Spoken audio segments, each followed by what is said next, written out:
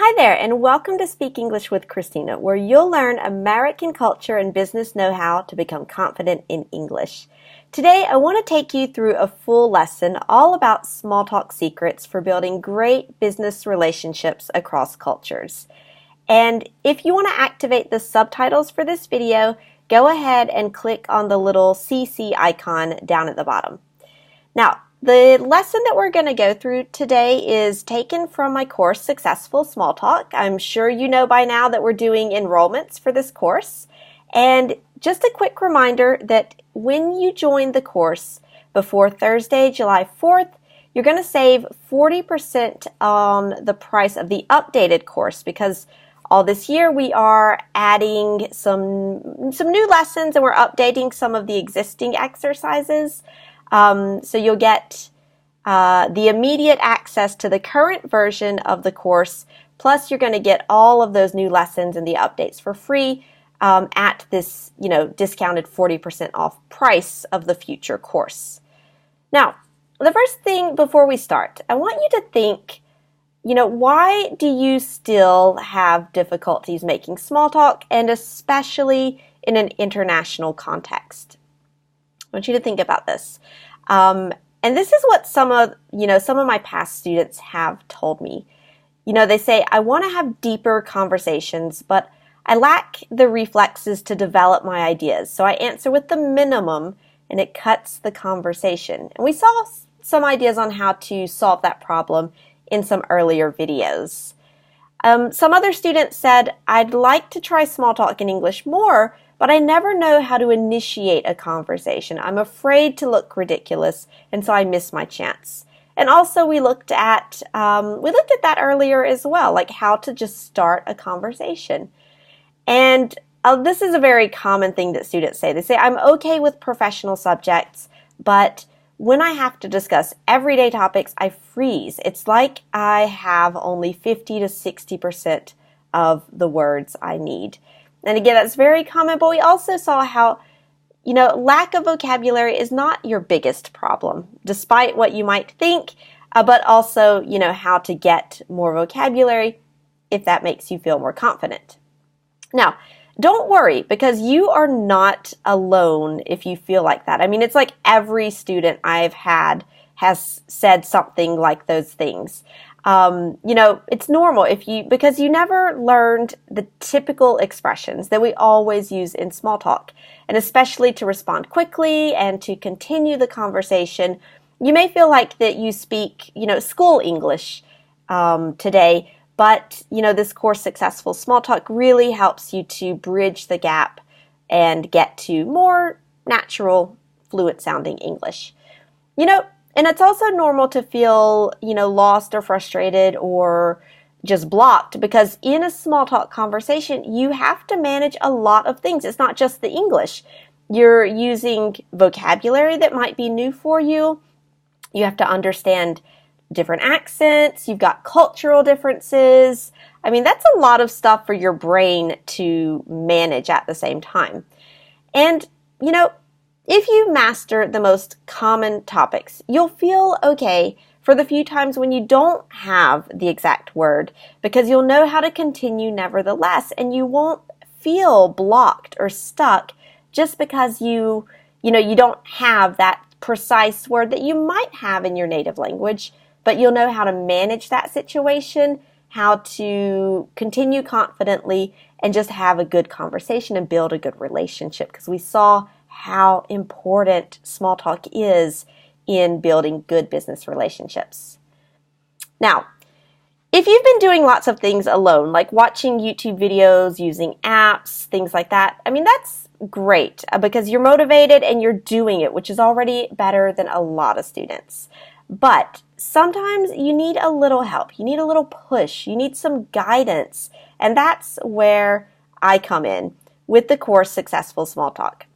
Now, we're going to look at one lesson. I'm going to take you through one video lesson from the course, and it's all about comparing cultures. This is a very popular topic in the course. It's always interesting, especially when you meet someone from a different country, and we're going to look at how to, make small talk around different cultures in a very polite, diplomatic way. So this is actually lesson 2.3 in the Successful Small Talk course, but for the moment you have 15 lessons in the course, and you're going to have more later this year. So in this lesson, we're going to look at chunks or, typical expressions for discussing your work routine, because we're going to look at comparing work routines between cultures.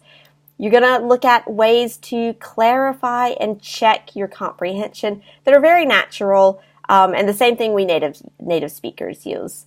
You're going to see how to politely correct someone when they say something that is not correct about your culture. And then we're also going to look at some cultural differences, especially the American work rhythm. So let's get into the key language for talking about your work routine. A very common word that you'll need is a break. We talk about a coffee break, a lunch break, a smoke break. During your workday, you have all kinds of breaks. And the verb that we use with this is like to take a break or to get a break. For example, I'm going to take a coffee break. Do you want to join me? Or something like, how often do you get a break in your office? For example, you might say we get an hour break for lunch, for example. And if you say we get a break, we get an hour break, it means that, we're allowed or we're authorized to have an hour. Now, there's this notion of like authorization or what is accepted in your company culture, even if maybe there's no official policy about how long the break is. We often say Americans might get 20 or 30 minutes for their lunch break, but in other cultures they get maybe an hour or two, whatever is, commonly allowed in your culture. For example, if you say, I take a 20-minute break, this is a little different because it's the time that you actually use for your break. So for example, maybe in France, people get an hour or two for lunch. That's maybe what's most commonly accepted. But some people only take 45 minutes, so they don't use their full break, maybe because they're very busy or they have so much to do. Now, I want you to think about your company because this is a way of, preparing yourself for small talk. It's just to think about these things and what you could say. How much time do you get for lunch? What's commonly accepted? And then how much time do you actually take on a normal day? Maybe it's the same, but maybe it's different. Another expression is to grab. And this, you could use it with expressions like to grab a coffee on the way to work, to grab a sandwich from the machine, or to grab a quick bite to eat. So these are very common expressions for talking about, your eating habits at your workday. Just before we go on, I want to explain what that means. To grab means, generally there's a notion of doing it very quickly. I have a very busy morning, so I grab a coffee on the way to work. Or, often I take maybe 20 minutes for lunch. I just grab a sandwich from the machine. Or, we get an hour for lunch, but generally I just grab a quick bite to eat and I go back to my emails. So that's a very useful expression. Now, often we also have expressions like to go into work and to get off work. So we've got some phrasal verbs here. Phrasal verbs are very typical of English conversations. So to go into work, this is the time that you arrive at work. Like I usually go into work at around 9 o'clock. And the time that you get off work, this is the time when you finish your work day. So in the US, a lot of people get off work at 4:30 or 5, for example. Depends on the industry, the company, etc., but let's say that's a general statement. Now, let's look at some conversation strategies, asking for clarification other than saying, "Can you repeat, please?" Here's some expressions that, we native speakers would use when we don't hear or we don't understand what someone else says. maybe because they didn't speak clearly, because there's a lot of noise, because our phone beeped and we looked at it and we lost our attention span. But you can say things like, sorry, I didn't catch that. Sorry, I didn't catch that. Sorry, I'm not quite with you. Now, this one is more like when someone is explaining something and you're having difficulty following. You're like, I'm not with you on your explanation. Or you could just ask them to repeat by saying, wait, say that again. Like, wait, say that again. And it's much more natural than like, can you repeat? And then when you do understand, let the person know and just say like, okay, got it. And that means I understood, it's clear, we can continue the conversation. Now, let's zoom on a little part of conversation that's important when you're talking about cultural differences, because people can get very sensitive about what other people think about their cultures. And I think this is quite natural. Often we criticize our own culture very much, but we get a little when someone outside of our culture criticizes it. So let's look at how to keep the situation polite and diplomatic. The first thing to note is, when comparing cultures, be prepared for generalizations and stereotypes. Now, of course, you guys are intelligent enough to know that generalizations never apply to an entire country, especially, example, the US, because it's such a big country with so many different cultures in it. And, if the other person says something that's not correct or is very stereotyped, it's okay to correct them, but we're going to see how to do it politely. So, this is some extracts from the audio dialogue that is in this lesson in the Successful Small Talk. Where Evelyn says to Ben, like, wait, you mean you don't take breaks? Evelyn is a French woman, Ben is an American. And it wouldn't be very polite for Ben to just, directly correct her and be like, yes, we do. That's quite rude. But it's more polite to say like, no, as in, no, I don't mean that. No, we do, as in, no, I don't mean that. We do take breaks, but I mean, we don't have a lot of breaks, for example. So it's more polite to correct someone by saying, oh, no, we do, but I mean, and then you nuance your message. Or another example, going the other direction, Ben thinks that in France, everybody gets a 2-hour lunch break, don't they? I mean, you guys never work, right? And no, Evelyn's like, no, that's a stereotype. That's kind of direct. I mean, you could say it, but if you want to be more polite and more nuanced, you would say, not exactly. I mean, a lot of people get a 2-hour lunch break, but a lot of people take 30 to 45 minutes. Or simply, well, that's not entirely true. It's accepted, but not everyone takes 2 hours. So you can really nuance it. And when you're comparing cultures, of course, there are a lot of nuances. Here's another example. Ben says, wait, your work week is 35 hours, isn't it? And we're going to look at why Ben thinks that's so strange. Evelyn says, technically, yes, but a lot of people work longer hours. So again, technically means like, officially, yes, but in reality, it's more nuanced. So, this is a way of saying it is correct, but it's not always the reality. Now, we talked a little bit about cultures and how, making stereotypes or generalizations is difficult and it's incorrect because you're speaking to one individual who brings a lot of different aspects of culture with them. Of course, they've got their national culture, if they're American or French or Brazilian or Italian, whatever. But they've also got their organization culture, their company culture. Depending on their age or their generation, that's a different culture. Gender, if they're man or woman, that's another layer of culture. Their beliefs, their values, it can be very different between different belief systems.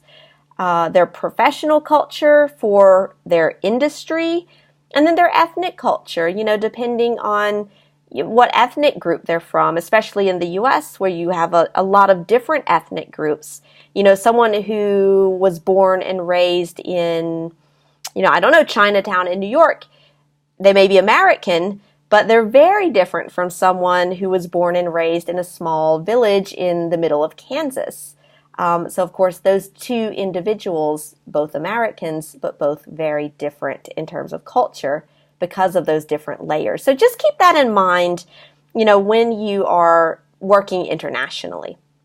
Now, let's look at some cultural insights about American work rhythm. And it may be very different from your own national work habits, let's say.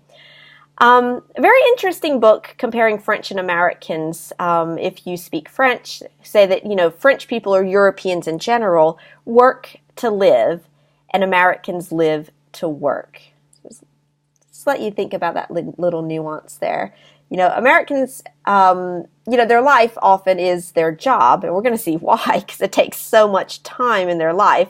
But maybe Europeans, of course, they could enjoy their job and could be very happy in their work, but work is seen as a means of perhaps allowing them to, pursue other things. And again, it's a bit generalizing, but there are some different attitudes between Europeans and Americans, and I'm sure, people from other countries or other regions of the world also.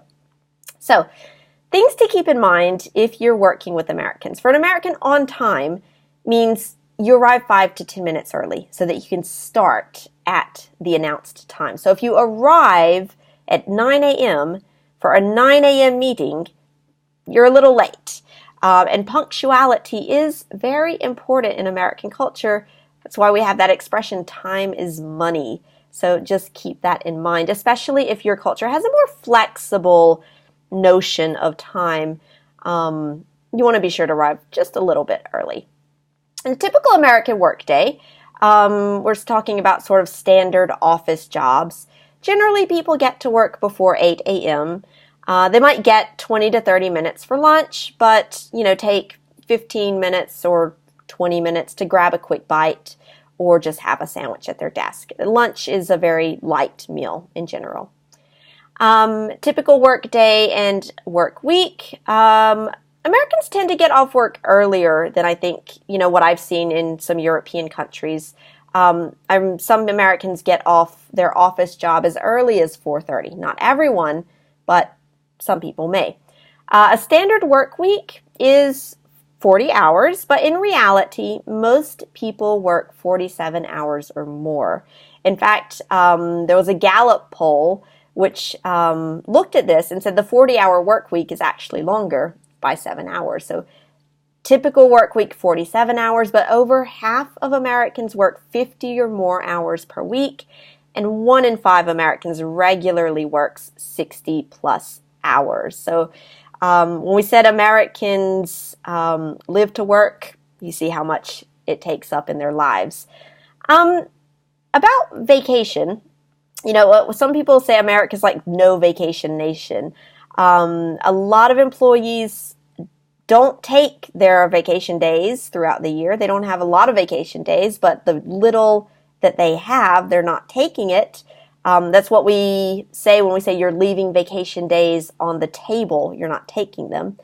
And then also, some people who do take vacations, like a week vacation, they feel guilty about it because they are abandoning their colleagues or because their boss makes them feel guilty about it. So, for better or worse, that's what it is. Something to know is there are no legal requirements for a company to provide paid vacation. Companies do it, because they want to have happy and healthy workers often. 2 weeks is standard, but you get more with seniority. The more you're at a company, or the longer you're at a company, the more vacation time you can accumulate. That being said, more than 50% of Americans don't take all of their vacation, so they're leaving those vacation days on the table.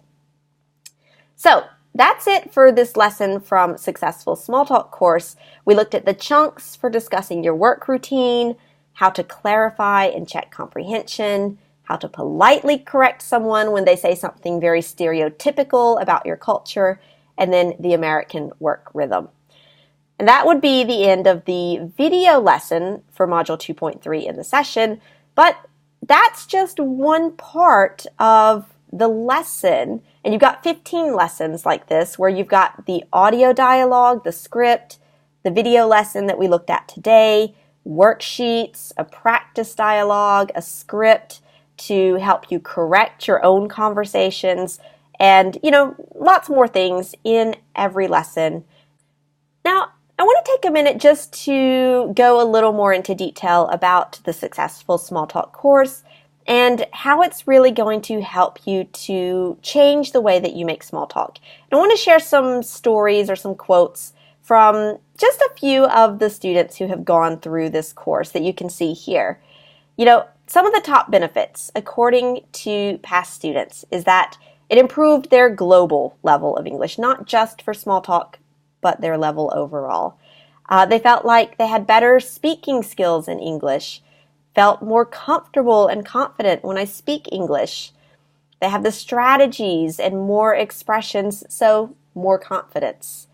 And the vocabulary and turns of phrase are richer and more correct. Now, that's some quotes from some of these students, but what about you? How would you feel if you went through this course and got the changes that you've seen that you can make to become more confident, more comfortable, feel more like yourself, and to really build those relationships and not feel excluded from, the discussions with your foreign colleagues, or, from the office where you're surrounded perhaps by Americans or people from different nationalities. That could be you too. Because you too can feel comfortable in everyday conversations. You can master the different elements of small talk, the vocabulary, the grammar, the cultural tips, the conversation skills, the expressions. The other students did it, you can do it, and you can get results even with your busy schedule. With this lesson, it's compatible with your busy life. You can do 15 to 20 minutes per day to do one activity in each lesson, and you can finish an entire lesson in just a week.